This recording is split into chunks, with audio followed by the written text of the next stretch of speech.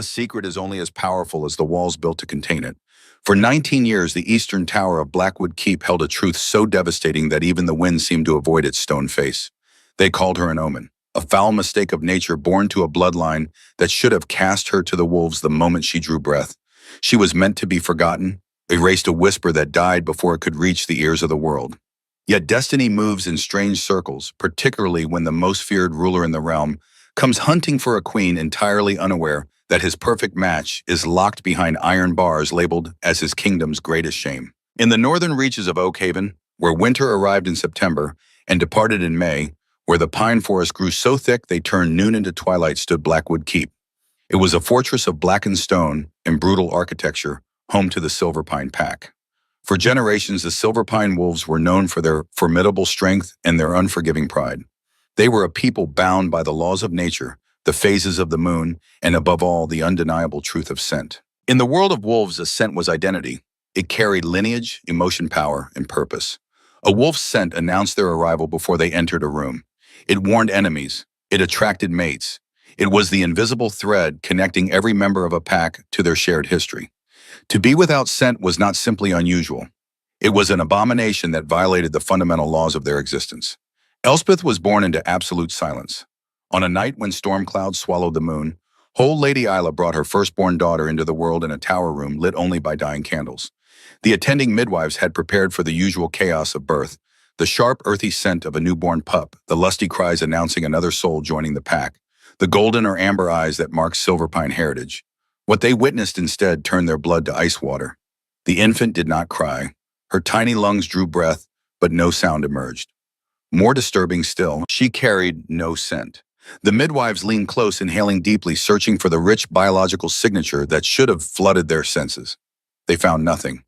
She smelled like cold water poured over clean stone, like the absence of something that should exist. When the child finally opened her eyes, the head midwife stumbled backward with a gasp of genuine terror. The infant's eyes were not gold, not amber, not even the rare silver that sometimes appeared in the strongest bloodlines. They were violet. Deep, clear, impossible violet, like crushed amethyst catching firelight.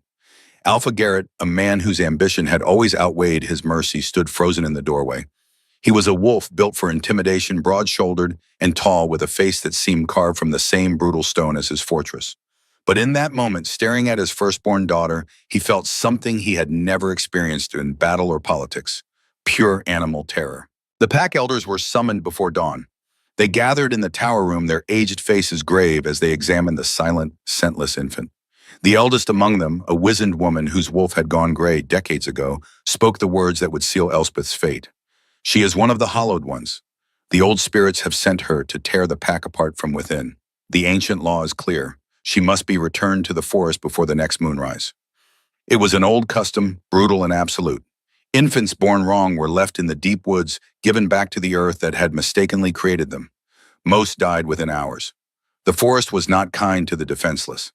Garrett listened to the pronouncement with his jaw clenched so tight his teeth ached.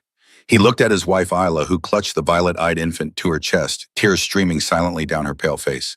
Something in her expression, a mixture of desperate love and absolute devastation, stayed his hand. He could not bring himself to murder his own flesh, but neither could he keep her. So Garrett crafted a lie.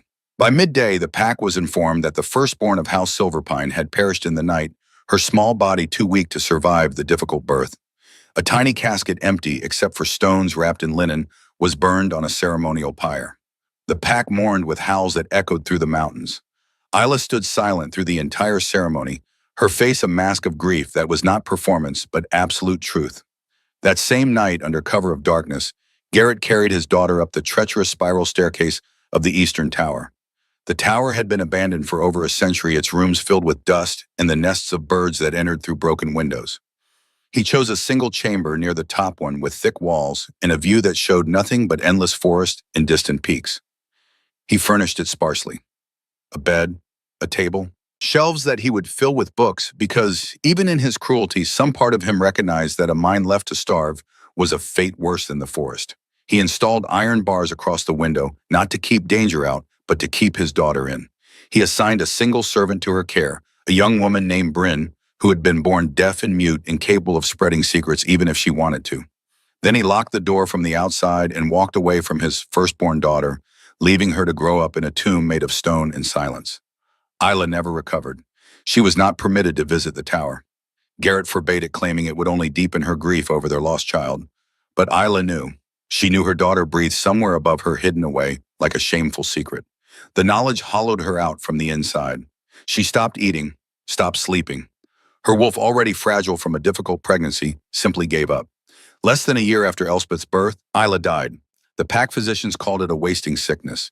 Garrett knew better. His wife had died of a broken heart, crushed under the weight of a lie she could never speak aloud.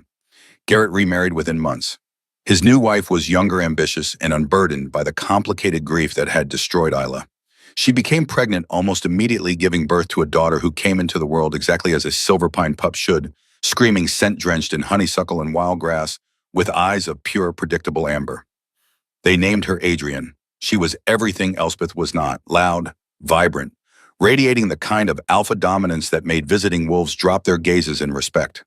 Her hair was spun gold, her laugh carried across courtyards, and by the time she reached her mid-teens, every unmated male in the territory found excuses to linger near the training grounds when she practiced combat drills. Adrian knew nothing of the sister locked in the Eastern Tower. To her, she was the firstborn, the only daughter, the future of House Silverpine. Far above the celebrations and the training sessions and the political dinners, Elspeth grew in silence. She learned to walk without making a sound, her bare feet ghosting across cold stone floors.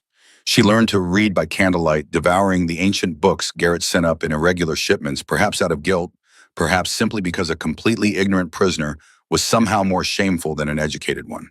She studied the histories of the werewolf kingdoms with a scholar's focus, memorizing treaties and bloodlines and the complex political relationships that governed their world.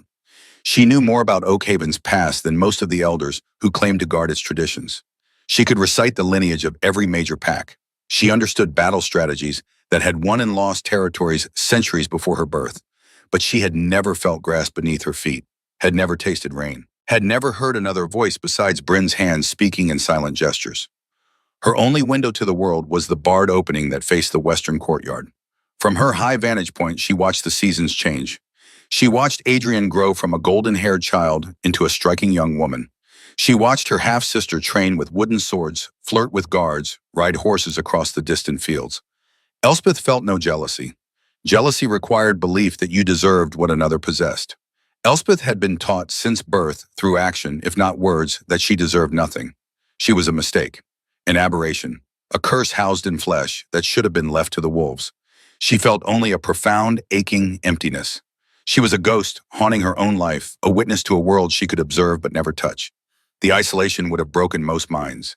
But Elspeth's mind adapted in ways that surprised even her. She learned to live inside her thoughts, constructing elaborate worlds from the words in her books. She learned to find comfort in patterns, the rhythm of Bryn's footsteps ascending the tower stairs, the precise angle of sunlight that marked each hour, the phases of the moon visible through her barred window. She learned to endure, because endurance was the only choice she had. But the carefully maintained isolation of Blackwood Keep was fracturing. To the south, beyond the mountains and the thick forests, a new power was rising. A power that would shatter Garrett's carefully constructed lies and drag Elspeth from her tower into a destiny she never imagined existed. The Iron Fang court had spent the last 5 years carving through Oakhaven like a blade through silk. At its head was a wolf whose very name made alphas twice his age wake in cold sweats. They called him Thorn the Black Wolf of the Valleys, and his reputation was built on the corpses of those foolish enough to resist his advance. Thorn was 28 years old and had never lost a battle. He was a giant of a man, built like the warhorse he rode, with shoulders that seemed designed to carry the weight of conquest. His face was rugged, scarred across the jaw from a fight in his youth, and his eyes were a pale, cold gray that reminded people of winter skies before a killing storm. When he entered a room, the air itself seemed to compress under the weight of his presence. He did not negotiate. He did not compromise. He arrived at the borders of a territory, made his demands perfectly clear, and gave the local alpha exactly one opportunity to submit. Those who bent the knee kept their lands and their lives, though they paid heavy tribute in resources and loyalty. Those who refused were crushed so thoroughly that their pack names disappeared from history. In 5 years, Thorn had united the fractured southern territories into a single terrifying empire. Now he was marching north, and every alpha in Oakhaven knew that resistance meant death. Word reached Blackwood Keep on a frozen morning in late autumn. Scouts reported the Iron Fang vanguard moving through the lower valleys, a force of over 500 warriors and their massive direwolves heading directly for Silverpine territory. They were 3 days away, maybe less if they pushed through the nights. Garrett called an emergency council.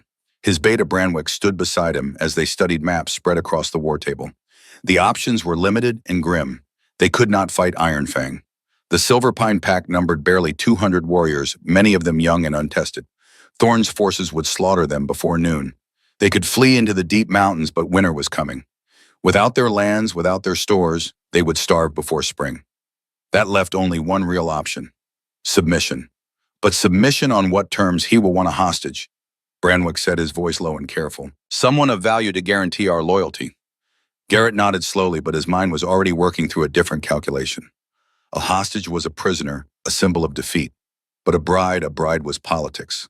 A bride was an opportunity to weave Silverpine blood into the highest throne in Oak Haven. If Thorn took a Silverpine wife, their children would rule the United Kingdom. The pack would not just survive, it would ascend. His eyes moved to the window where Adrienne was visible in the courtyard below, laughing as she sparred with one of the young warriors. She was 17, beautiful, radiating the kind of confidence and strength that made her perfect for a political marriage. More importantly, her wolf was strong, her bloodline impeccable. Any alpha would be honored to claim her. We offer him Adrienne, Garrett said quietly, as a bride, not a hostage. We frame it as an alliance, not surrender. Branwick hesitated, then nodded. It was a sound strategy, as much as any strategy could be sound when dealing with a wolf like Thorn. If the Black Wolf accepted, Adrian Silverpine would be tied to the crown. If he refused, they would offer tribute like every other conquered pack. Either way, they would survive. What neither of them considered, what neither of them could have predicted, was that Thorn's destiny was not waiting for him in the sunlit courtyard. It was locked in a tower, watching the world through iron bars, unaware that her entire existence was about to change. The Iron Fang vanguard arrived 2 days later, just after dawn. Blackwood Keep's gates opened without resistance, and Thorn rode through at the head of a column of wolves that made Garrett's best warriors look like children playing at war. The dire wolves alone were terrifying, massive beasts twice the size of natural wolves, their eyes glowing with predatory intelligence. Thorn dismounted in the courtyard with a fluid grace that seemed impossible for a man his size. He was dressed in dark, heavy armor, etched with runes in a language older than any living pack. His presence was suffocating.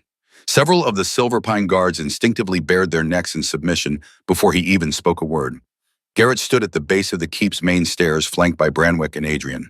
She was dressed in a gown of deep crimson silk that clung to her curves, her golden hair elaborately braided, her chin tilted up in a carefully practiced expression of regal confidence. She was performing the role of a future queen, and she played it well. Alpha King Thorn, Garrett announced, his voice booming across the courtyard in a display of false confidence. Blackwood Keep welcomes you. We have prepared a feast in your honor and warm quarters for your warriors. Thorn's pale gray eyes swept over Garrett with the kind of casual assessment a butcher might give a side of meat. Then his gaze moved to Adrienne. He studied her for a long moment, his nostrils flaring slightly as he took in her scent. His face remained completely expressionless. I am not here for feasts, Thorn said. His voice was a low rumble, rough as grinding stone. I am here for your oath of fealty. And you shall have it, my king, Garrett replied smoothly, gesturing toward the great hall. But surely we can discuss the terms of our alliance over food and wine. An agreement forged in warmth lasts longer than one demanded in the cold. Thorn's beta, a towering red-haired warrior named Ronan, stepped forward, his hand resting on the pommel of his broadsword. The threat was implicit and clear, but Thorn raised one hand, silencing his second without a word. Very well, Thorn said flatly, but understand this, Garrett. My patience is as thin as the ice on your rivers. Do not test it. The feast that night was an exercise in desperate opulence. The great hall of Blackwood Keep blazed with hundreds of candles. Whole roasted boars glistened on massive platters. Venison soaked in dark wine, rivers of mead and ale. Musicians played frantic, lively tunes meant to mask the suffocating tension that hung over the room like smoke. Thorn sat at the head table, picking at his food with obvious disinterest. Beside him, Adrienne had positioned herself as close as propriety allowed, pouring his wine, leaning near whenever she spoke, her scent deliberately intensified with perfumes meant to enhance her natural honeysuckle sweetness. My king, Adrienne said, her voice pitched low and intimate. The north is vast, but it lacks the refinement of the capital. I imagine a ruler such as yourself requires a queen who can navigate the complexities of court as well as she can command respect. Thorn turned his gray eyes to her. His inner wolf, the savage beast that lived beneath his human skin, was utterly silent. It felt nothing for this woman. No pull, no spark. No whisper of the mate bond that should have ignited in the presence of a potential match. In fact, her cloying scent was beginning to trigger the early warning signs of a headache.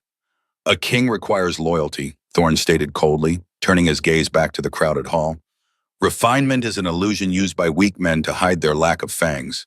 Adrian's smile faltered, turning brittle at the edges. Garrett, noticing the misstep, quickly signaled the musicians to play louder, the servants to pour more wine.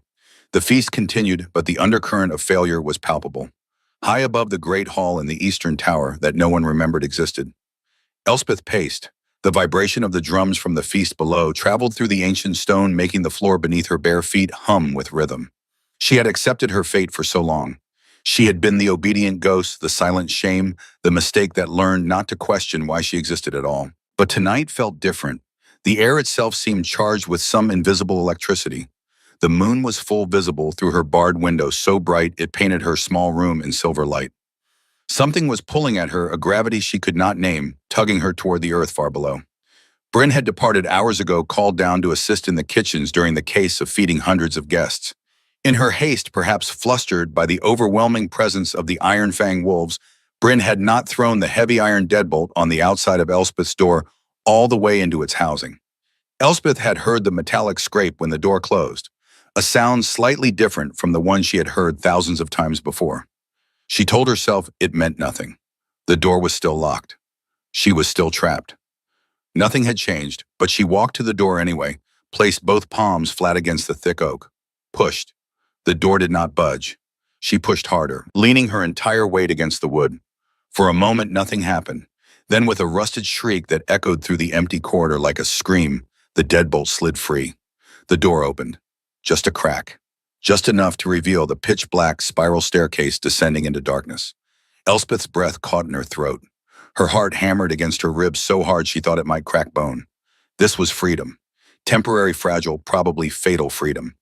If she was caught outside her room, Garrett would not hesitate. He would claim she was an intruder, a cursed thing that had escaped containment, and he would execute her in front of his guests to save face. But the drums below were still pounding, the rhythm synchronized with her own pulse. She looked down at herself. She wore a simple dress of undyed wool, shapeless and rough. She had no shoes, no cloak, no weapon. But she had the shadows. And she had spent years studying the blueprints of Blackwood Keep in ancient books, memorizing its architecture, the way other girls memorize poetry. Just to feel the wind, she whispered to the empty room, just to stand on the earth for 1 minute. She stepped into the corridor. The cold stone bit into her bare feet, but she barely noticed. She descended the spiral stairs slowly, her hand trailing along the wall for balance. In the absolute darkness, her feet made no sound. She had learned long ago how to move like a ghost. She navigated by memory and instinct, avoiding the main corridors where guards would be stationed. She slipped through servant passages that smelled of old grease and smoke. She crept through abandoned storage rooms filled with broken furniture. The keep was massive, and she used its size to her advantage, staying in the forgotten spaces between the lived-in areas. The Iron Fang guards stationed at key intersections never turned their heads as she passed behind tapestries or through doorways just beyond their line of sight to a werewolf. A threat announced itself with scent before it made a sound. Elspeth had no scent. To their finely tuned senses, she simply did not exist. Finally, she found a heavy wooden door at the base of a narrow stairwell. She recognized it from her mental maps. It led to the Western Gardens, a neglected courtyard that had once been Isla's private sanctuary, but had fallen into ruin after her death. Elspeth pushed the door open and stepped outside. The night air hit her face like a physical blow. It was cold, sharp, carrying the scent of pine and frost, and 1,000 things she had no names for. She gasped, stumbling forward, her legs suddenly weak. She fell to her knees in the frost-covered grass, and the shock of it overwhelmed her completely. Earth. Real earth. She dug her fingers into the frozen soil, feeling the rough texture of grass and small stones. Tears streamed down her face, hot against her cold cheeks. She tilted her head back and looked up at the sky. No iron bars, no stone walls, just an endless expanse of stars. So many stars, more than she had ever imagined could exist, scattered across the darkness like diamonds on black velvet. For the first time in her life, Elspeth felt real. Not a mistake, not a curse. Just a living creature kneeling on the earth under an infinite sky. She wept, silent, shaking sobs that were equal parts grief and joy. She was not alone in the garden. Thorn had endured the feast for as long as his fraying patience allowed. The political posturing of Garrett, the desperate cloying attempts at seduction from Adrienne, the stifling heat of the hall packed with too many bodies, all of it grated against his nerves like a blade on stone. His wolf was restless, pacing inside his mind, agitated by the falseness of everything around him. He needed cold air. He needed silence. He needed to be away from the performance. Leaving Ronan to monitor the hall and ensure none of the Silver Pine wolves tried anything foolish, Thorn slipped out through a side exit. He navigated the keep's corridors with the easy confidence of a predator in unfamiliar territory, following the scent of frost and night-blooming flowers until he found the entrance to the western gardens. The garden was overgrown, wild, beautiful in its neglect. Dead roses climbed crumbling stone walls. Frost glittered on bare branches. Thorn leaned against a weathered statue, closed his eyes, and drew a long, slow breath of clean air. This was better. This was real. The conquest was nearly complete. Oakhaven would be his within the year. But the victory felt hollow. He was 28 years old, the most powerful alpha in living memory, and he had everything except the one thing that mattered. A mate. A true mate, not a political bride or a convenient alliance. His wolf had never responded to anyone.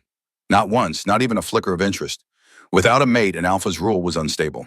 The pack needed a Luna to balance the alpha's aggression, to provide the steady heartbeat that kept the whole organism alive. Thorn knew this, but he refused to take a wife his wolf did not recognize. He would rather rule alone than bind himself to someone his soul rejected. Suddenly a sound cut through his thoughts. Soft, almost imperceptible. The rustle of fabric against dead leaves. The shallow, erratic sound of breathing. Thorn's eyes snapped open. Every muscle in his body coiled tight. His claws extended instinctively, and his eyes flashed silver as his wolf surged forward, ready for combat. He inhaled sharply, opening all his senses to identify the threat. Nothing. He smelled frost. Dead roses. Pine.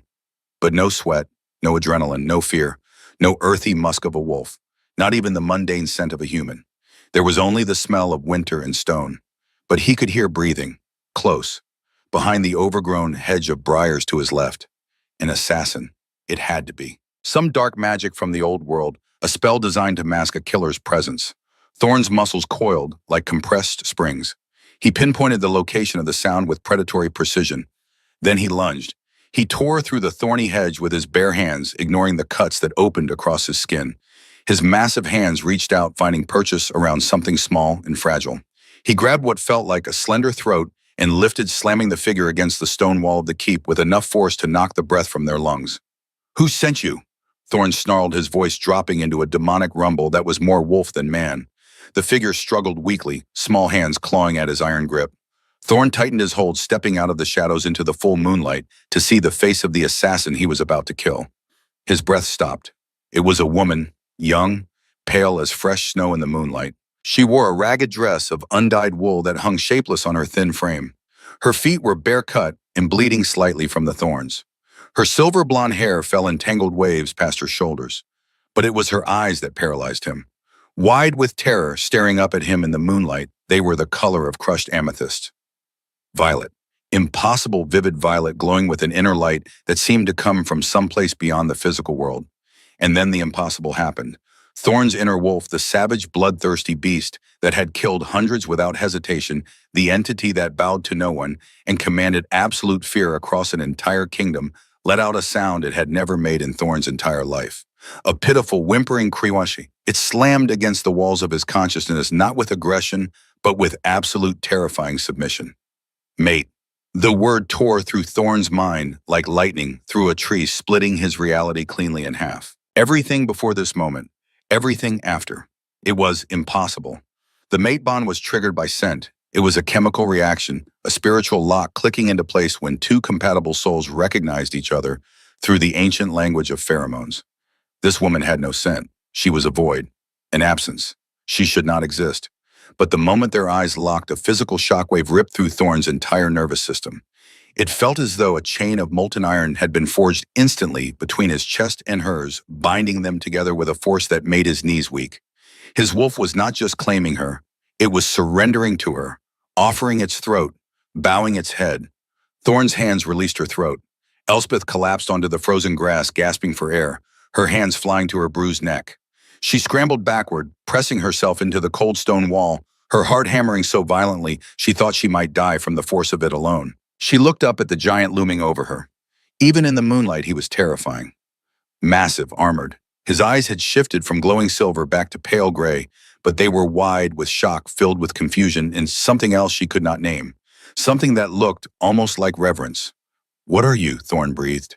His voice had lost all its commanding edge. He sounded shaken. Vulnerable. He took a slow step toward her.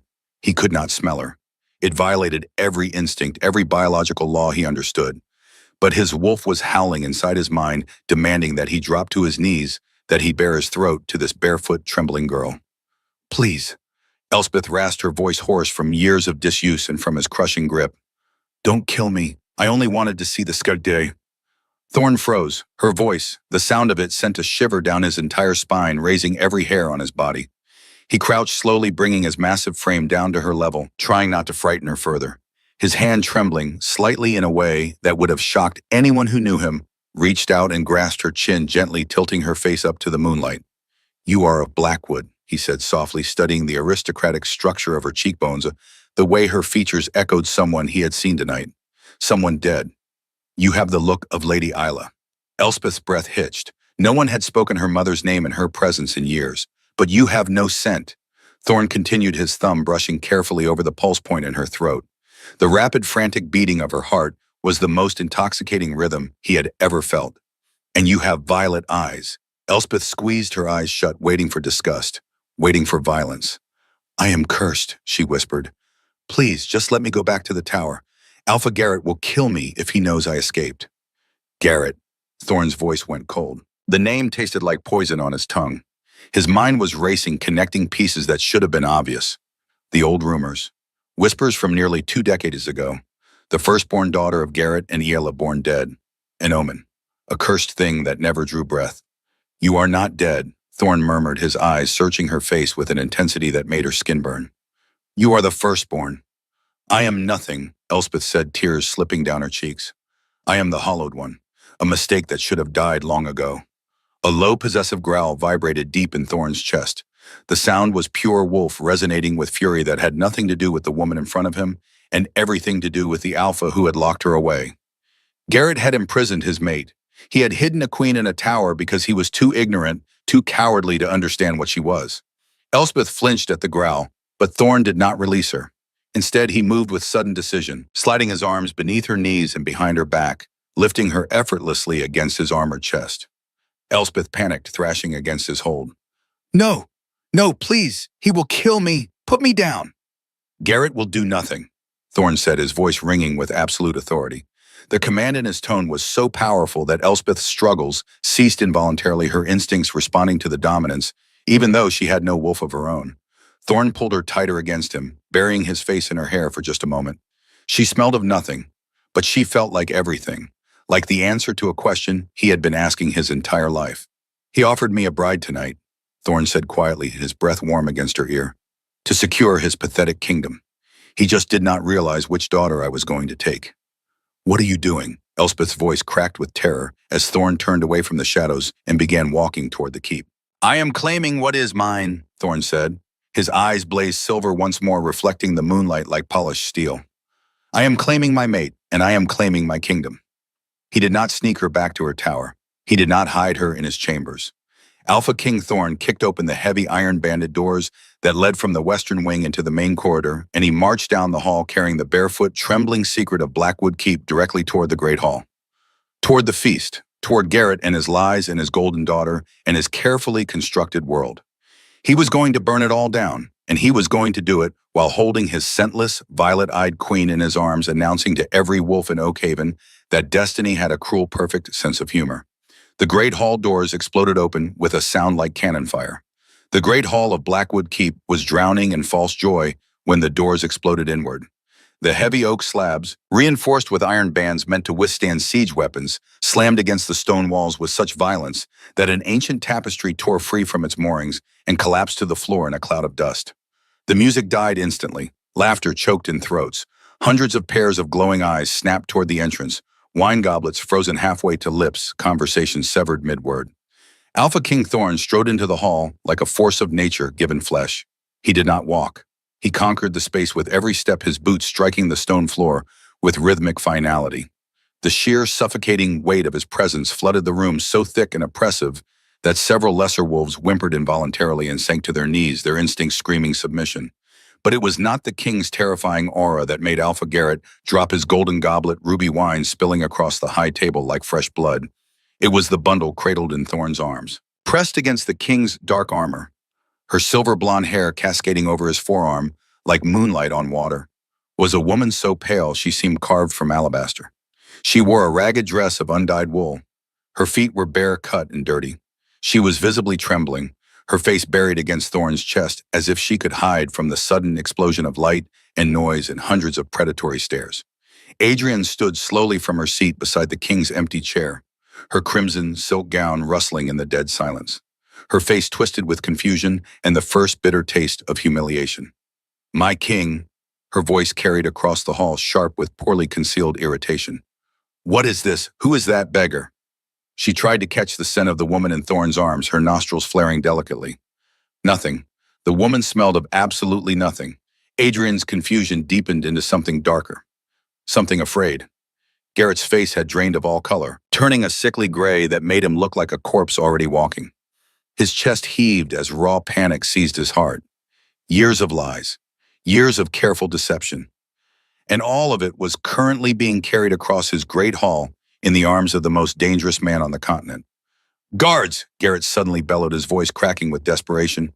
He pointed a trembling finger at Thorn, at the woman, at the truth he could no longer contain. "That creature is a cursed feral, a hollow thing that wandered into the keep. She is dangerous. Take her from the king immediately before she contaminates him." A dozen Silverpine warriors drew their swords, the metallic hiss echoing through the hall like a nest of serpents waking. They stepped forward, nervously torn between their alpha's command and the terrifying reality of approaching the Black Wolf of the Valleys. Their hands shook on their hilts. Their eyes darted between Garrett and Thorn, seeking permission to retreat that would not come. Before any of them could take more than 2 steps, Ronan Thorn's massive red-haired beta let out a roar that shook soot from the rafters. The sound was primal, barely human, resonating with the fury of a predator defending its king.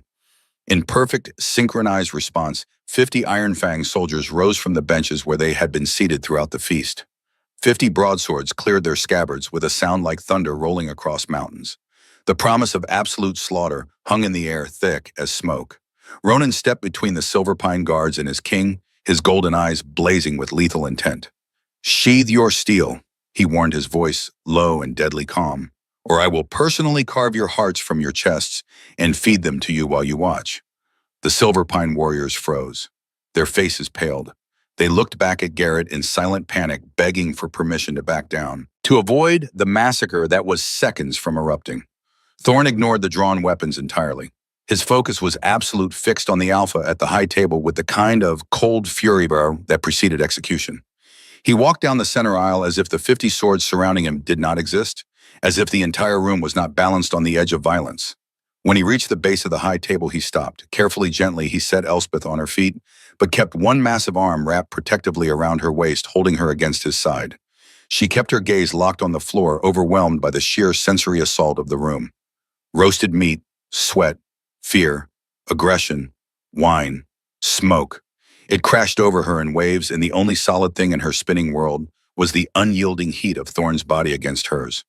A feral Garrett, Thorn's voice was dangerously quiet, slicing through the tension like a razor through silk.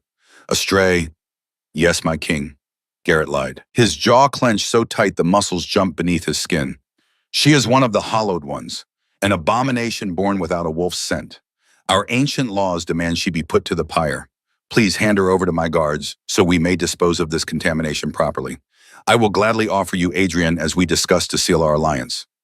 "Adrian," Thorn interrupted, his tone brutal and dismissive, "is a pampered child who reeks of desperation and ambition." Adrian gasped as if she had been physically struck. Her face flushed a deep, humiliated crimson. Scattered snickers broke out among the Iron Fang ranks, quickly suppressed but impossible to miss. She stood frozen, her carefully constructed image of regal confidence shattering like glass. Thorn reached down with his free hand and placed one finger under Elspeth's chin, tilting her face upward. She resisted for a heartbeat, then allowed him to guide her, lifting her gaze to the crowd. Gasps rippled through the hall like wind through tall grass. The older members of the Silver Pine Pack, those who had been present when Lady Isla gave birth, stared in absolute horror. "Look at her eyes, Garrett," Thorne commanded, his voice rising to a booming thunder that demanded obedience from every soul in the room. "Look at the violet eyes of true Silver Pine lineage, the eyes of your late mate, Isla." Murmurs erupted throughout the hall, spreading like wildfire. Wolves leaned toward each other, whispering frantically. The elders gripped their walking sticks with white-knuckled hands, their aged faces slack with shock. "It cannot be," one old man whispered, his voice carrying in the sudden hush. "The firstborn died. We burned her body." "You burned an empty box, old fool." Thorne snarled, his gaze sweeping the room before returning to Garrett with the focus of a predator selecting its kill. "Your alpha locked his firstborn daughter in a freezing tower because she frightened him, because she carried no scent, and he was too weak, too cowardly to protect his own blood from your superstitious ignorance." Garrett slammed both fists on the table, making platters jump and wine splash. "She is cursed. She brings rot and ruin. To claim her is to invite death into your house." "To claim her," Thorne roared, and his eyes flared so brilliantly silver they seemed to glow like captured lightning, "is my divine right." The hall fell into absolute suffocating silence. Elspeth looked up at Thorne, her heart catching at the raw, unmasked devotion burning in his face. No one had ever looked at her like that. Like she mattered. Like she was worth defending. "She is my mate," Thorne declared, each word dropping like an anvil onto stone. Chaos erupted. A scentless mate was a biological impossibility. The mate bond was forged in the ancient language of pheromones, a chemical and spiritual recognition that required scent as its foundation. Yet the absolute conviction radiating from the Alpha King was undeniable. His wolf had claimed her. The bond was real. "You came seeking my oath," Garrett sneered, a dangerous suicidal glint entering his eyes as he realized his world was collapsing. "You came demanding an alliance. If you take the cursed one, you take her as an enemy of Blackwood. We will not bow to a king who courts demons." Thorne let out a dark, rumbling laugh. The sound was terrifying, devoid of humor, filled only with the promise of violence. "Garrett, you misunderstand the nature of my visit. I did not come to ask for your loyalty. I came to inform you that your lands are now mine." He turned to Ronan. "Disarm the Silver Pine Guards. Any man who resists will be executed where he stands. Confine Garrett to the dungeons of his own keep. Let him experience the darkness he inflicted on his daughter." "You cannot do this." Garrett screamed, his hand flying to the sword at his hip. He never cleared the scabbard. Ronan moved with terrifying speed, vaulting the high table in a single fluid leap. The pommel of his broadsword connected with Garrett's temple with a sickening crack. The Alpha of Blackwood crumpled like a puppet with severed strings, his body hitting the floor in an unconscious heap. Adrian screamed, backing away from the table, her hands flying to her mouth. The Silver Pine Guards, seeing their Alpha fall so easily and staring down the overwhelming might of the Iron Fang army, dropped their weapons. The clatter of steel hitting stone echoed through the hall, the sound of a dynasty falling. Thorne looked down at Elspeth. Her wide violet eyes were filled with shock, so profound she seemed barely able to breathe. In less than 10 minutes, this terrifying warlord had dismantled her father, conquered her pack, and burned down the prison that had contained her entire existence. "Come, my queen," Thorne said softly, and the lethal edge in his voice vanished completely when he spoke to her. He unclasped his heavy, fur-lined cloak and wrapped it around her trembling shoulders, engulfing her in warmth and the scent of pine and leather and something wild she could not name.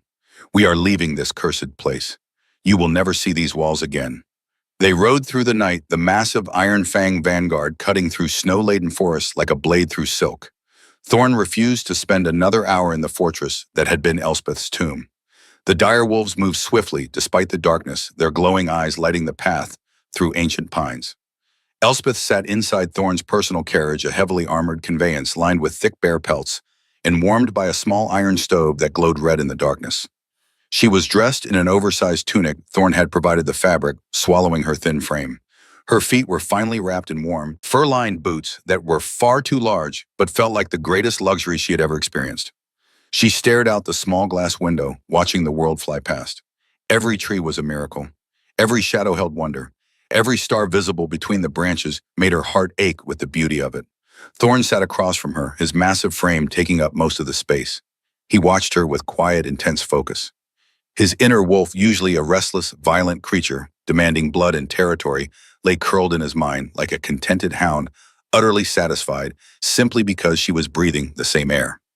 "You are quiet," Thorn finally said, his deep voice cutting through the rumble of the carriage, wheels, and the distant howls of wolves running alongside them.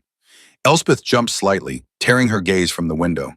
She looked at him, still struggling to comprehend that this fearsome king, this man who had conquered kingdoms and shattered her father with a single command, was looking at her as if she were made of spun glass and starlight. "I have spent my life being quiet, your grace," Elspeth replied softly. Her voice was still rough, carrying a musical quality that came from years of disuse. "It is a difficult habit to break." "Thorn," he corrected gently. "You will call me Thorn, and you will never have to be quiet again. If you wish to scream, scream. If you wish to sing, sing. The Iron Fang court will learn to love the sound of your voice, or they will answer to me." Elspeth pulled the fur cloak tighter around herself, drowning in fabric and warmth. "Why did you claim me? I do not understand. I know how the bond works. I read the ancient texts. A wolf finds its mate through scent, through the soul's fragrance. I have none. I am broken." Thorn leaned forward, resting his elbows on his knees, closing the distance between them. He reached out slowly, giving her time to pull away if she wished, and took both of her small hands in one of his large calloused ones. "You are not broken, Elspeth," he said, and hearing her name in his voice for the first time made her breath catch. "When I looked into your eyes in that garden, my wolf did not care about biology or ancient laws. It only knew that it had found the other half of its soul." He paused, his thumb brushing over her knuckles. "But I admit your lack of scent is a mystery, one I intend to solve, not out of fear but out of care. I want to understand you, all of you." 2 days of hard travel brought them to High Cross Keep, a towering fortress of gray stone that marked the southern border of what had once been independent Silver Pine territory. It was here that Thorn called for Morrigan. Morrigan was a legend whispered about in the oldest stories. She was the last living member of the previous generation of Iron Fang elders, a woman whose knowledge of werewolf biology and ancient magic surpassed any written text. She was frail now, her back bent with age, her eyes milky white from blindness that had taken her sight 60 years ago. But her mind remained sharp as a fresh-honed blade, and her instincts were still finely tuned to the frequencies most wolves could not perceive. When she was brought into Thorn's private chambers, where Elspeth sat nervously by a roaring hearth, the old woman stopped dead at the threshold. Her blind eyes went wide. Her gnarled hands tightened on the carved yew-staff that supported her weight. "Leave us, Ronan," Morrigan commanded, her voice like dry leaves scraping over stone. Ronan, who had escorted her, looked to Thorn for confirmation. The king nodded once. The beta bowed respectfully and withdrew, closing the heavy door behind him. Morrigan did not immediately approach Elspeth. She stood by the door, her head tilting side to side as if listening to music no one else could hear. Her nostrils flared, sampling the air with an intensity that seemed to require her entire being. "Extraordinary," Morrigan whispered, her milky eyes wide with something between shock and awe. She hobbled forward, her staff tapping against the stone floor in a slow rhythm. When she reached Elspeth's chair, she lowered herself carefully to her knees, her old joints protesting the movement. Thorn tensed, stepping forward protectively. "What is it, Morrigan?" he demanded. "Can you help her? Can you explain what she is?" Morrigan let out a dry, barking laugh that held no humor. "Only wonder." "Help her, my king, you asked me to help the sun shine brighter." The old woman reached out with trembling hands, hovering them inches from Elspeth's face, tracing the outline of an aura she could feel but not see. Elspeth held perfectly still, her heart racing. "She is not scentless," Morgan said quietly. "She does not smell of nothing." "I smell nothing," Thorn countered, frowning deeply. "And my senses are the sharpest in the realm. Because your senses are tuned to blood and earth and violence and passion," Morgan explained, her voice trembling with emotion. "You smell the mundane world, the world of flesh and bone. This child smells of something older, something purer." She turned her blind gaze toward Thorn. "You smell the material. She smells of the ether." Elspeth looked between them, confused. "The ether, what does that mean?" Morgan's hands dropped to her lap. When she spoke again, her voice carried the weight of history, of knowledge, preserved through blood and sacrifice. "It means, my sweet child, that you are an ether Luna. A legend I believed had died out 5 centuries ago." She paused, gathering her thoughts, organizing information that had been passed down through generations. Long ago, when the first great kingdoms rose, the most powerful alpha kings began to go mad. The weight of their dominance, the constant assault of aggressive sense from rival packs, the overwhelming burden of their own strength. It fractured their minds. They became tyrants, monsters. Their own power consumed them from within. Morgan turned back to Elspeth. Nature in its wisdom created a safeguard. The ether luna, women whose scent operates on a frequency beyond the physical world. Their presence does not trigger aggression or competition. Instead, it nullifies chaos, calms madness, anchors the strongest wolves before they destroy themselves and everyone around them. Thorne stared at Elspeth, pieces clicking into place with sudden, startling clarity. He remembered the garden. He had been agitated, his wolf restless and furious from the political theater of the feast. But the moment he had touched her, the moment their eyes had locked, the raging storm in his blood had quieted into profound, bone-deep calm. Garrett, Thorne growled, the name tasting like poison.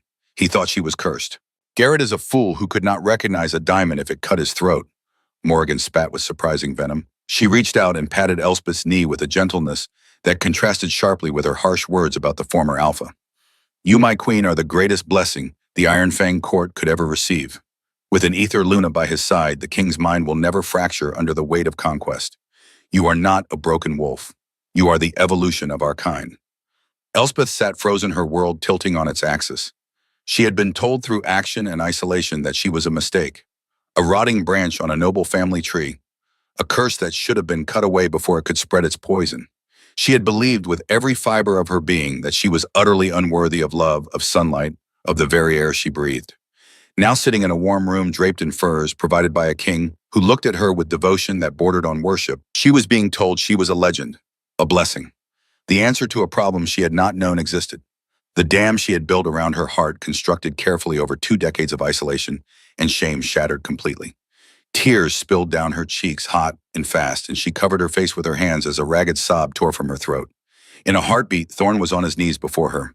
He pulled her hands gently from her face and drew her into his chest, his massive arms encircling her completely. He did not speak. He simply held her, letting her cry out years of grief and loneliness and self-hatred against his armor. He buried his face in her silver blonde hair, inhaling deeply. He could not smell honeysuckle or roses or rain. But Morgan was right. He could smell peace. Absolute, unwavering, bone-deep peace. You are safe, Thorne whispered into her hair, his voice rough with emotion he rarely allowed himself to feel. You are mine. And when we reach the capital, the entire world will bow to the woman they tried to erase. The days that followed were a revelation for Elspeth. The journey south to Ethelberg, the Iron Fang capital, took a fortnight. With each passing day, the frozen pine forests of the north gave way to rolling emerald valleys, rushing rivers that sang over smooth stones, and small villages that bowed to the black and silver banners of King Thorne. Elspeth saw the world she had only known through dusty pages come alive around her. She tasted her first berry and wept at the sweetness. She felt rain on her skin and laughed with pure joy. She watched the sun set over mountains and could not find words adequate to describe the colors. But more than the physical world, she discovered something she had never believed possible. She discovered her own voice, her own worth. Thorne dressed her in gowns of deep violet and midnight blue colors that complemented her striking eyes and pale hair. But more importantly, he listened to her. When he held war councils with his generals debating the best routes through contested territory, he insisted Elspeth sit beside his chair. The Iron Fang commanders were skeptical at first. This silent, scentless woman seemed more ghost than queen.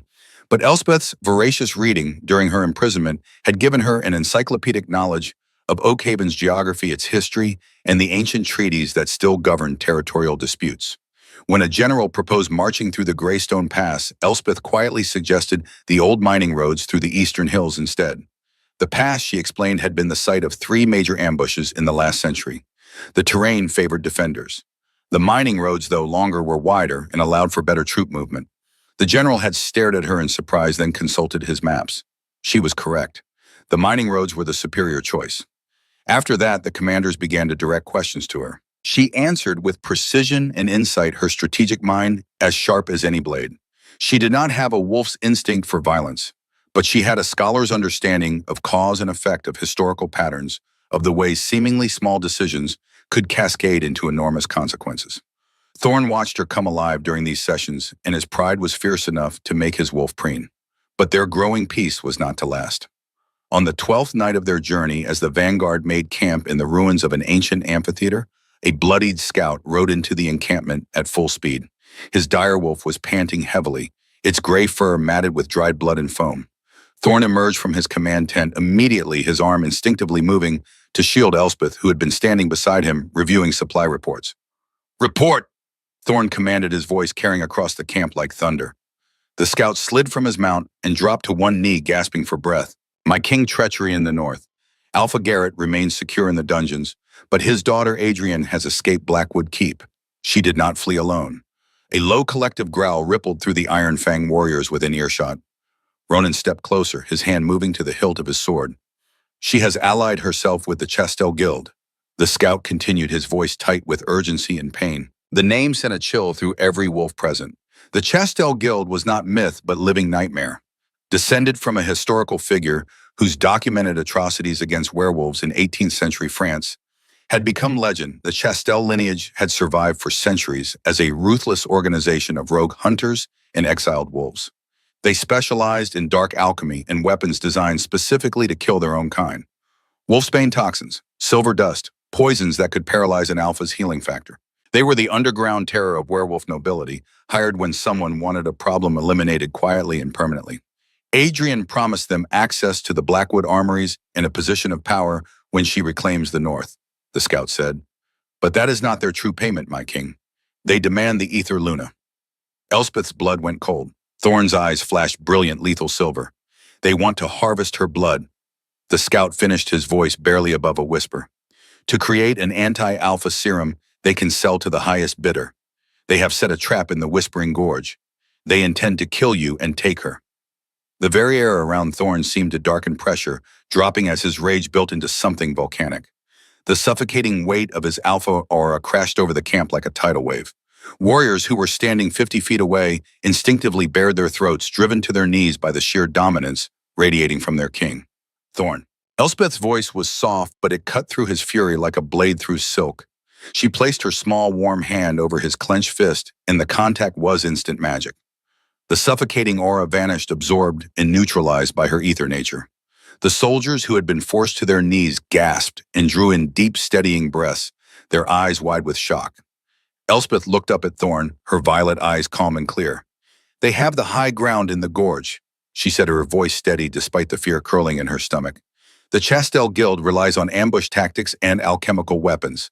They will not engage in close combat unless they have overwhelming advantage. If we march straight through the gorge, we play directly into their hands." Thorn stared down at her, his rage cooling into something more dangerous, focused intent. "What do you propose, my queen?" Around them, generals and commanders leaned closer, listening. Elspeth moved to the map table set up near the command tent. She studied the parchment showing the Whispering Gorge, a narrow canyon that was the fastest route to Ethelberg. Her finger traced the path, then moved to the ridgelines on either side. "We split the vanguard," she said quietly. "You take a small, highly visible force through the valley floor. Draw their fire. Let them believe they have trapped the Alpha King." Her finger moved to the eastern ridge. Meanwhile, Ronan and the main host scale the eastern approach under cover of darkness. When Adrian springs her trap on you, Ronan will already be behind them. They will be caught between hammer and anvil. It was a brilliant, ruthless strategy, the kind of tactical thinking that won wars. Thorn smiled, and it was a dark, predatory expression that promised absolute ruin for his enemies. "You heard your queen," Thorn said, his voice carrying to every warrior in the camp. "We march at dawn." The Whispering Gorge earned its name from the way wind moved through the narrow canyon, creating sounds that resembled distant voices. It was a place of natural beauty, with sheer cliff walls rising hundreds of feet on either side, and a ribbon of a stream cutting through the rocky floor. It was also the perfect killing ground. As dawn broke, Thorn rode into the gorge at the head of a force of only 20 mounted warriors. It was a laughably small number for a king who commanded thousands, and that was precisely the point. They moved slowly, deliberately, visible banners flying. Above them, hidden in the rocks and sparse vegetation clinging to the cliff faces, the Chastel mercenaries watched and waited. There were over 100 of them, armed with crossbows loaded with silver-tipped bolts and clay pots filled with alchemical fire. At the narrowest point of the gorge, where the walls closed in so tight that only 3 horses could ride abreast, Adrian stood on a natural outcropping. She was dressed in dark leather armor, her golden hair bound back, her face twisted with an ugly mixture of rage and righteous fury. She had been raised as the only daughter, the treasured heir, the future of House Silverpine. The sudden revelation that she was the replacement for a hidden sister had shattered her identity completely. The humiliation Thorn had inflicted at the feast, the casual dismissal, the public rejection, it all burned in her chest like swallowed coals. If she could not be queen, then she would destroy the one who had stolen her destiny. Now, Adrian screamed, her voice echoing off the stone walls. The canyon erupted in chaos. Grappling hooks and weighted nets rained down from above. Crossbow bolts hissed through the air, their silver tips gleaming in the early morning light. Clay pots shattered against the canyon floor, erupting in bursts of green alchemical flame that burned hot enough to sear stone. But Thorn's small force was ready. They raised heavy iron shields, deflecting bolts and catching nets. They were not trying to advance. They were simply holding position enduring the assault. Adrian watched her heart pounding with vicious satisfaction. "Kill him!" she shrieked to the Chastel commander beside her. "Kill the beast and bring me the violet-eyed freak." But before the mercenary could give the order for a second volley, the eastern ridge exploded with sound. 200 Iron Fang warriors crested the cliff edge with synchronized roars that shook loose stones from the canyon walls. Ronan led the charge, his red hair streaming behind him like a banner of war, his broadsword already slick with the blood of the centuries he had silently eliminated during the climb. The Chastel mercenaries, utterly unprepared for an attack from behind, turned in confusion and terror. The ambush dissolved into a massacre. Iron Fang wolves descended on them like an avalanche, all fury and steel and absolute brutality. Adrian stumbled backward, her face draining of color as she watched her carefully laid plan disintegrate. She scrambled down the rocky slope, desperate to escape the slaughter above. She needed to reach the canyon floor. Needed to run. Needed to survive. She locked eyes with Thorn, who had dismounted and was walking toward her with the slow, inevitable stride of death itself. Panic seized her completely.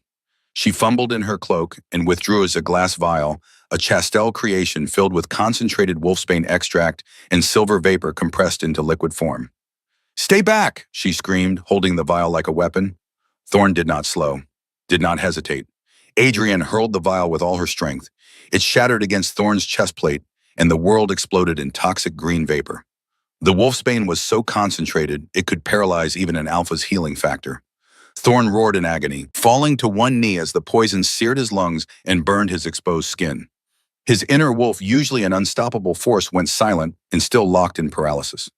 Adrian drew a silver dagger from her belt and lunged forward, seeing her chance to end the king who had destroyed her future. She never reached him. A figure stepped out from behind one of Thorn's warriors, moving with fluid grace into the space between the fallen king and his attacker. Elspeth had refused to remain behind at camp. She had ridden disguised among the decoy force, and now she stood in the poisoned air, her violet eyes blazing with light that seemed to come from somewhere beyond the physical world. "Move, you cursed freak!" Adrian screamed, slashing the dagger toward Elspeth's face. Elspeth did not flinch, did not run. She had been the victim of this woman's existence, the secret shame that allowed Adrian to shine. She had spent years believing she deserved to hide. She was done hiding. Elspeth's hand shot out with speed that surprised even her, catching Adrian's wrist mid-strike. Her grip was iron, and in that moment of contact, something inside Elspeth ignited. Her ether nature, dormant and untrained, until now exploded outward in a visible wave of crystalline energy. It radiated from her body like light through a prism, and when it touched the toxic green vapor surrounding Thorn, the poison simply dissolved. The deadly wolfsbane neutralized instantly, transforming into harmless morning mist that dissipated on the wind. Adrian gasped, trying desperately to pull away, but Elspeth held fast. "I am not cursed," Elspeth said, her voice ringing with absolute conviction. "I am not broken, and I am done being afraid." With a movement she had learned from watching Thorn's warriors train, Elspeth twisted Adrian's wrist sharply. The dagger clattered to the stone. Then, with her free hand, Elspeth struck her half-sister across the temple with enough force to send her crumpling unconscious to the ground. Immediately, Elspeth dropped to her knees beside Thorn. He was coughing, black blood staining his lips, his skin ashen.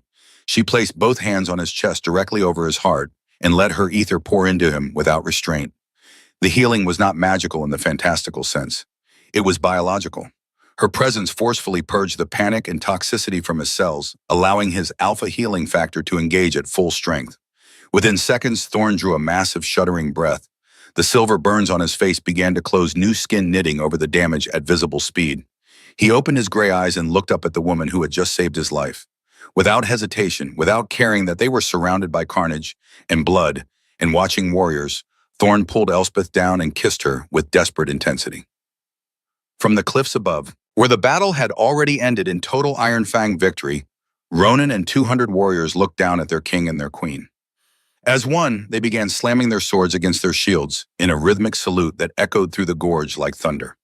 The scentless woman who had been locked in a tower was now the savior of their king, and every wolf present understood that they had just witnessed the birth of a legend.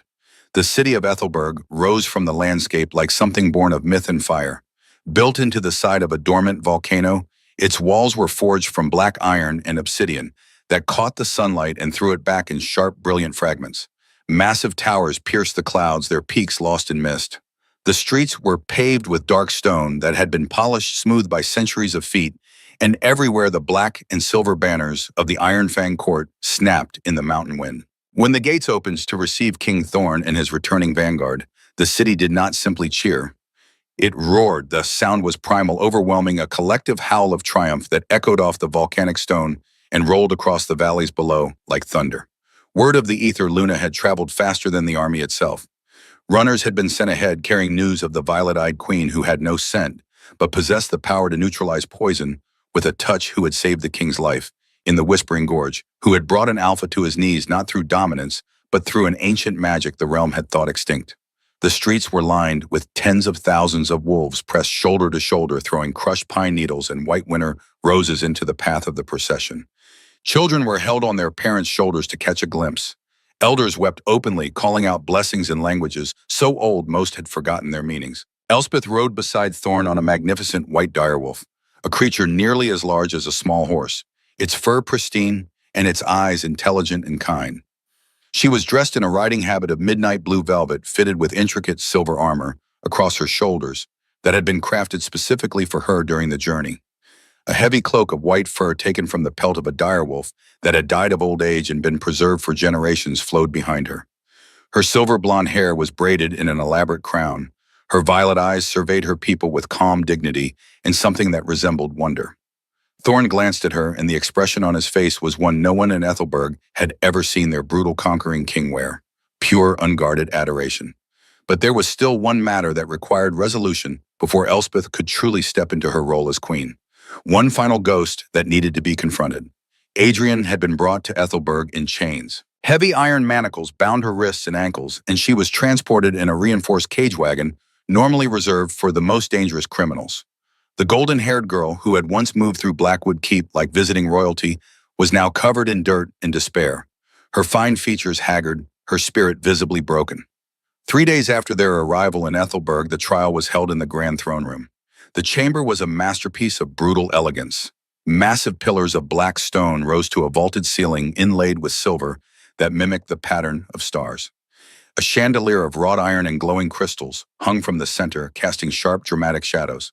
Hundreds of wolves filled the space packed onto tiered stone benches that lined the walls. At the far end of the room, on a raised dais, sat 2 thrones. Both were carved from a single piece of obsidian, their surfaces polished to a mirror shine. Thorn occupied the larger throne, his presence as commanding and terrible as ever. Beside him, in a throne that was no less magnificent, sat Elspeth. She wore a gown of deep violet silk that seemed to absorb light, and a circlet of silver rested on her brow, simple but undeniably regal. Her hands were folded calmly in her lap, but her heart was racing. She had never sat in judgment over another soul. Adrienne was dragged before the dais in her chains. 2 guards forced her to her knees on the cold stone floor. She looked up at the thrones at her half-sister sitting beside the king, and something ugly twisted in her face. Hatred, envy, but beneath it all, a desperate, childlike fear. Thorn's voice rang out across the throne room, cold and absolute. Adrian of Blackwood, you stand accused of high treason. You conspired with the Chastel Guild, enemies of our kind. You attempted to assassinate your king. You sought to kidnap and murder the Ether Luna for profit. He paused, letting the charges settle over the room like a heavy blanket. The penalty for any one of these crimes is death. For all 3, the ancient law demands death by fire. Adriana's face crumpled. Tears streamed down her cheeks, cutting pale tracks through the grime on her skin. She began to sob, her shoulders shaking. Please, she choked out, her voice raw and broken. Please, I did not know what else to do. She took everything from me. Everything I thought was mine. She lifted her tear-stained face toward Elspeth, her amber eyes desperate and pleading. Sister, please, I am sorry, I am so sorry. Do not let him burn me. Elspeth felt a strange hollow ache in her chest. This girl, this half-sister, who had lived in sunlight while Elspeth rotted in shadow, had never chosen her circumstances any more than Elspeth had chosen hers. Adrian had been born to replace a dead daughter. She had grown up under the weight of expectations she never asked to carry. And when the truth shattered that carefully constructed identity, she had lashed out like a wounded animal. Elspeth looked at Thorn. He met her gaze and she saw the question there. The decision was hers. He had passed judgment, but he would not execute it without her consent. She could demand Adrian burn. No one would question it. The crime was absolute, the law clear. Vengeance would be easy and perhaps even satisfying for a brief hollow moment. But Elspeth had spent years in darkness. She knew intimately what it felt like to be trapped in a cage you did not build, punished for circumstances beyond your control. She stood slowly, the silk of her gown whispering against stone. The entire throne room fell into absolute silence. Every eye fixed on the violet-eyed queen who had only recently learned she was allowed to speak at all. You do not know the meaning of the words Sister Adrian, Elspeth said quietly, but her voice carried through the chamber with perfect clarity. We share blood, but we were raised in different worlds. You were given everything I was denied: love, freedom, the right to exist without shame. Adriana's sobs grew louder, more desperate. But I will not become what was done to me. Elspeth continued, her voice strengthening. I will not answer cruelty with cruelty. I will not perpetuate the cycle of violence that has defined our bloodline. She looked at Thorn. You will not burn her. A murmur rippled through the crowd. Thorn's expression remained neutral, waiting for her to continue. Elspeth turned her gaze back to Adrian. Instead, you will live as I lived. Hollow, powerless, invisible. She gestured to Morrigan, who stood near the dais, leaning on her yew-staff, her blind eyes fixed on something beyond the physical world. Morrigan will perform the severing. Your connection to your wolf will be cut. You will become human in all but blood. Then you will be exiled to the human territories across the Eastern Sea. Durian's face went white as bone. No, she whispered. No, please. Anything but that. Kill me. Burn me. But do not take my wolf. You will live without the strength that made you feel superior, Elspeth said, and there was no satisfaction in her voice, only a terrible, sad finality. You will live without the scent that announced your presence. You will know exactly what it feels like to be treated as less than whole, and perhaps in that knowing you will finally understand what you sought to destroy. Thorn nodded slowly, and something that might have been approval flickered in his gray eyes. So it is decreed. Let the severing be performed at dawn. Let the exile ship be prepared. Adrian screamed, a raw animal sound of pure despair. The guards dragged her from the throne room as she thrashed and wept, her cries echoing off stone until the heavy doors closed and silence returned. Elspeth sat back down, her hands trembling slightly. Thorn reached over and took one of her hands in his, squeezing gently. The simple contact steadied her. You showed mercy, he said quietly, so only she could hear. That is the mark of a true queen. Not cruelty, not vengeance, wisdom. The next morning, before the city fully woke, Elspeth traveled north with a small escort. She had one final ghost to confront. One last piece of closure she needed, not for him, but for herself. When she arrived at Blackwood Keep, the place looked smaller than she remembered, less imposing. The Eastern Tower, her prison, seemed almost fragile in the daylight. She descended into the dungeons with a torch in hand, her footsteps echoing off damp stone. The guard led her to the deepest cell and unlocked the heavy door. Garrett sat on a narrow cot, his head in his hands. He had aged a decade in weeks. His hair had gone completely gray. His face was gaunt, his eyes hollow. When he looked up and saw Elspeth standing in the doorway, dressed in the fine clothes of a queen wearing a circlet of silver, he flinched as if she had struck him. You came, he said hoarsely. I came, Elspeth confirmed. She stepped into the cell and the guard closed the door behind her, waiting outside. Garrett struggled to his feet and swaying slightly. Have you come to gloat, to watch me suffer? No, Elspeth said quietly. I came to understand. Garishon laughed, a bitter, broken sound. Understand what? That I am a monster, that I destroyed everything I touched. I came to understand why, Elspeth clarified. Why you locked me away. Why you chose to build a prison instead of protect your daughter. Garrett sank back onto the cot, his shoulders slumping. For a long moment he said nothing. Then in a voice barely above a whisper, he began to speak. When you were born, the elders brought me a prophecy. An old seer long dead now told me that a violet-eyed daughter would drown the Silver Pine bloodline in blood, that she would bring ruin and death to everyone I loved. He looked up at Elspeth, his eyes pleading for understanding. I was afraid. I thought if I hid you away, if I kept you contained, I could stop the prophecy from coming true. I thought I was saving the pack. Elspeth felt a cold, terrible clarity settle over her, and instead you made it come true. Garrett's face crumpled. I know. By trying to prevent the ruin, I created it. If I had raised you with love, with acceptance, you would have been loyal to Silverpine. You would have protected us, but I made you the thing I feared. I gave you to Thorn, and Silverpine is no more. He covered his face with his hands, his body shaking with silent sobs. The prophecy was never about you. It was about me. My fear. My cruelty. I drowned my own bloodline. Elspeth stood silently watching the man who had shaped her entire existence break apart before her. She felt no satisfaction, no vindication, only a deep, abiding sadness for all the years that had been wasted, all the love that had been destroyed by fear. I could forgive you, Elspeth said softly, but I will not. Garrett looked up, confusion and hope warring on his face. Forgiveness requires a relationship worth preserving. Elspeth continued, we have none. You are not my father in any way that matters. You were my jailer, and I do not owe my jailer absolution. She moved toward the door, then paused, looking back. But I will not kill you, and I will not torture you with hope of freedom.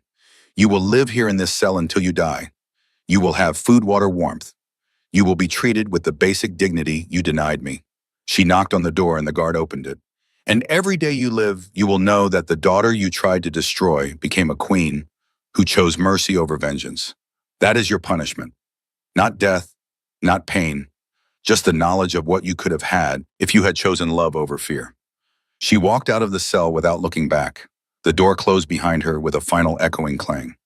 As she climbed the stairs back to daylight, Elspeth felt something release in her chest. A weight she had carried for so long, she had forgotten it was there. She was free, not because Garrett had apologized or changed or suffered enough, but because she had decided she no longer needed anything from him. She was whole, complete, with or without his acknowledgement. The coronation was held 7 days later in the Temple of Ethelberg.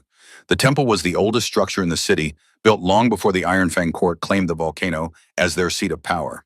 It was a massive cathedral of black stone, its walls carved with the history of their people, in images so old they predated written language. The interior was illuminated by 1,000 silver braziers, each one tended by a member of the pack. The flames cast dancing shadows across the vaulted ceiling, making the carved wolves seem to move and breathe. The air was thick with the scent of burning pine and sacred oils. Every prominent alpha from Oakhaven had traveled to witness the event. The temple was packed with wolves from territories that had once been enemies but were now bound together under Thorn's rule. They filled the stone benches stood in the alcoves pressed against the walls. Thousands of eyes watched as Elspeth walked slowly down the center aisle. She wore a gown of pure white silk so pale it seemed to glow in the firelight.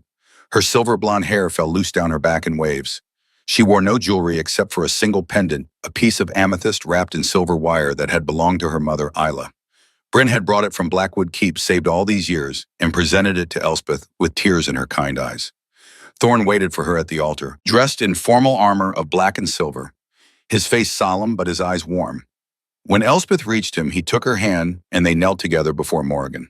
The ancient seer stood before them in ceremonial robes of deep gray, her blind eyes turned toward the heavens. In her gnarled hands she held a crown unlike any that had been worn before. It was forged of intertwined silver branches, delicate and strong, and set at its center was a massive amethyst, the exact shade of Elspeth's eyes. The stone caught the firelight and seemed to pulse with inner luminescence. Morrigan's voice, usually rough and worn, took on a resonance that filled the entire cathedral. For centuries, we believed the ether was lost to us. We believed the gods had abandoned us to our own rage and violence and self-destruction. She paused, letting the weight of those words settle. But the gods do not abandon. They wait. They test. They hide their greatest gifts in the darkest places, so that when the light finally comes, we recognize it for the miracle it truly is. Morrigan lifted the crown high, and the amethyst blazed so brightly that several wolves gasped and shielded their eyes. From the highest tower of the north, where she was locked away, in shame the light has returned. From silence she brings the song of peace. From darkness she brings the promise of balance. She lowered the crown gently onto Elspeth's head. The silver branches settled into her hair as if they had been made for her alone. The amethyst rested against her brow, warm and alive. Rise, Elspeth of House Ether, Morrigan proclaimed, her voice ringing with joy and triumph. True mate to the Black Wolf, anchor of the Iron Fang court, protector of the forgotten and the cast aside, High Queen of Oak Haven. Elspeth rose slowly. Thorn rose beside her, then did something that shocked every person in the cathedral. The Alpha King, the conqueror of kingdoms, the most feared wolf in living memory, knelt before his queen. He bowed his head, baring his throat in absolute submission. It was symbolic, a statement that even the strongest alpha recognized the power of the ether, the necessity of balance, the wisdom of gentleness. For a heartbeat, the temple was silent. Then, like a wave rolling across an ocean, every wolf in the cathedral knelt, thousands of bodies sinking to the stone floor in perfect synchronization, thousands of heads bowing, thousands of throats bared, to their scentless, violet-eyed, impossible queen. Elspeth stood alone before them, tears streaming down her face. Not tears of sorrow, but of overwhelming, transcendent joy. She had spent years believing she had no purpose, no value, no right to exist in the light. Now she was the light, and the entire kingdom was bowing to acknowledge it. In the months that followed, the Ether Edict transformed the kingdom. The first pillar banned discrimination based on birth abnormalities. The second established the sanctuary of the outcast within Ethelberg itself, a place of refuge filled with light and warmth. The third mandated education, replacing fear-based traditions with knowledge. Within 3 months, the first children arrived at the sanctuary, a boy with white hair and red eyes, a girl born deaf, twin brothers whose wolves were smaller than normal. Elspeth met each one personally, telling them they were safe, they were wanted, they were precious.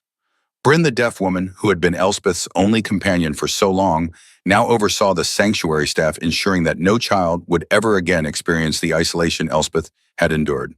The sun was setting over Ethelberg when Elspeth returned to the palace. She found Thorn on the rooftop garden, a private space he had created for her, filled with plants from every region of Oak Haven. White roses climbed trellises. Night-blooming jasmine filled the air with sweetness. A small fountain burbled peacefully in the center.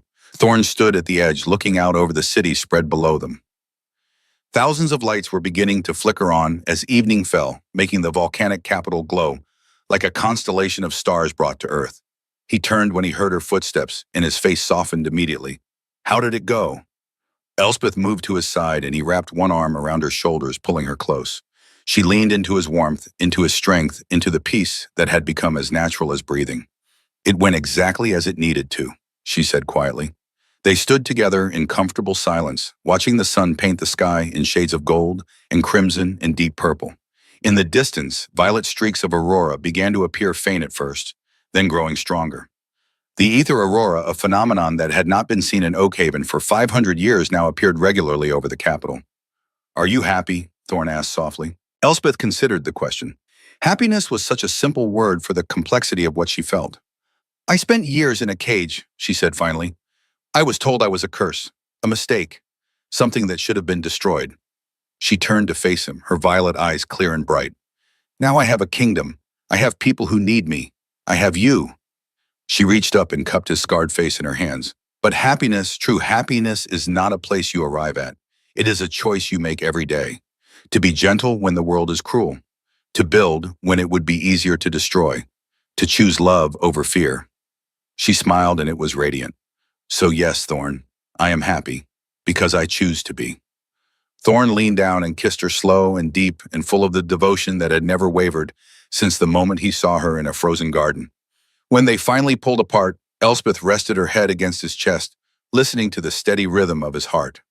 Around them, the violet aurora spread across the sky, growing brighter and more beautiful with each passing moment. Below, in the sanctuary of the outcast, children who had been abandoned and feared were learning to read by candlelight, their laughter drifting up through open windows.